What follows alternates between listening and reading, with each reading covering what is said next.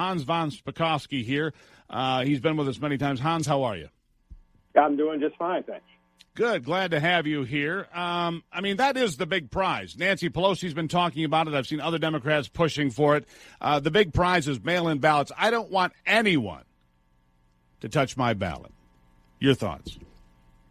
Oh, no, I agree with you. And all of the proposals and part of the coronavirus bill that Nancy Pelosi pushed, what they essentially want to do is they want to override all the state laws that govern absentee ballots and basically get rid of all of the security procedures that are in place for them. Look, you can vote by absentee ballot in every state, particularly if you're sick or ill and can't make it to the polling place. But to give you just one quick example, if you want to vote by mail, you have to request the absentee ballot in most states. The Democrats are pushing for states to simply mail a ballot to every registered voter. That might sound innocuous, but it's not, because as you know, Steve, voter registration lists are in horrible shape all over the country. Just last year, only after a lawsuit forced them to, Los Angeles finally cleared off 1.5 million ineligible people off its voter rolls that it had refused to take off, people who had died, who had moved away.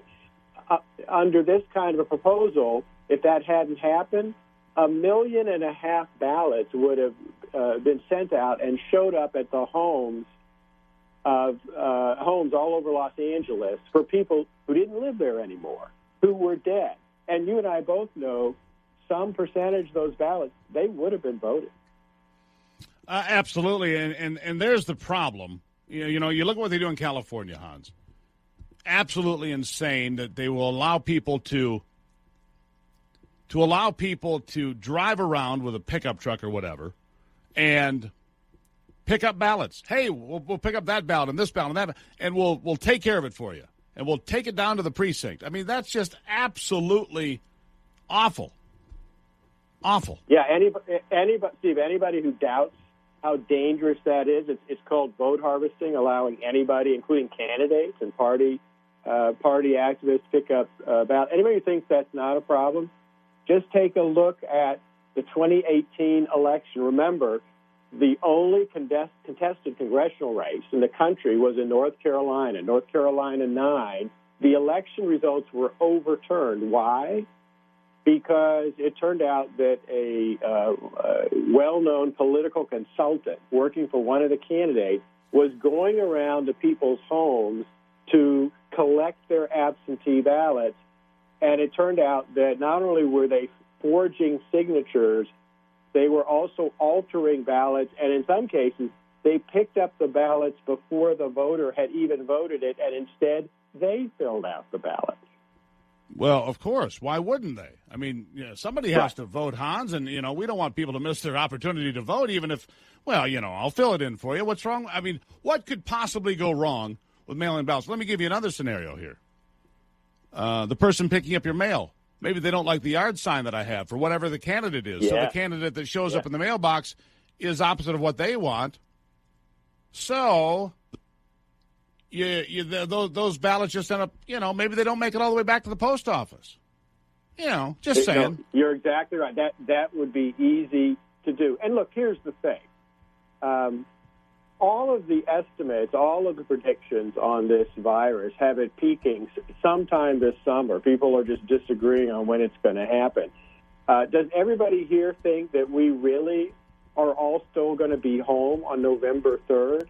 I don't think so. I think we're all going to be back at work, back at school, back at restaurants. I agree with that. Also means although having said that, Hans von Spakovsky here, having said that, even though the numbers have flattened in New York and are coming down the backside now, it looks like they've reached their peak. The numbers of new patients look like they have plateaued in Michigan over the last 8 days. Despite all of that, look for wider, longer restrictions and crackdowns on stay-at-home orders from these governors. Same in Ohio. Republicans Democrats trying to extend their power. And I think Governor Whitmer in Michigan is going to extend it as far and wide as she can just to show that she's the toughest of all the governors, because obviously she would like to be vice president.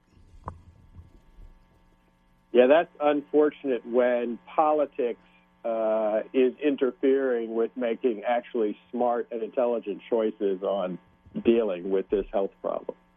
Absolutely. So let me ask you, where do you live? I live in northern Virginia, just outside of Washington, D.C. So what's the caseload there? What are you hearing? I mean, around the country, I mean, at one point, Governor Cuomo of New York was saying, I need 140,000 beds and 40,000 ventilators. And when the president said, I don't think he's going to need 40,000 ventilators or even 30,000, man, the president got attacked and mocked. Of course, he got attacked for promoting hydroxychloroquine and other things as well that have turned out to be accurate. The president has been. Cuomo was wrong. Never came anywhere near. In fact, the highest number of hospital beds they used, I think, was 22,000. Not 140,000, not 40,000, not 25,000, 22. And the number of beds, it was all been, every model has failed here, Hans. That's the big point. Every model.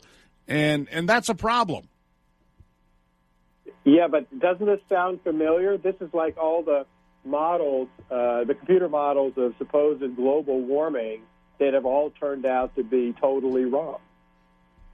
Yeah, here we are. A public policy being driven by panic and fear and models that, I mean, the IHME from the University of Washington, by the time they put it out in the mornings, it's already wrong. It's unbelievable. I'll give you the last word. It's frustrating. It's crazy, and they're going to try to lock us down anyway and increase the fines and the penalties. Now I'll give you the last word.